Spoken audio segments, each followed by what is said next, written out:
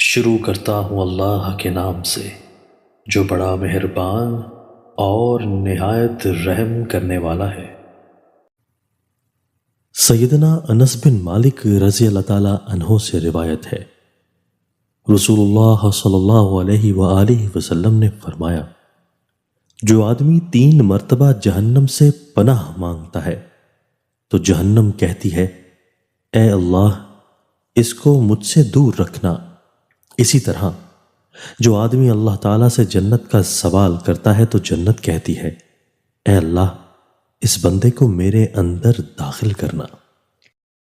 سیدنا ابو امامہ رضی اللہ تعالیٰ عنہ سے مروی ہے کہ رسول اللہ صلی اللہ علیہ وآلہ وسلم نے فرمایا، اس آدمی کے لیے خوشخبری ہے جس نے مجھے دیکھا اور مجھ پر ایمان لایا، اور جو آدمی مجھ پر ایمان لایا جبکہ اس نے مجھے دیکھا ہی نہیں، اس کے لیے 7 دفعہ خوشخبری ہے۔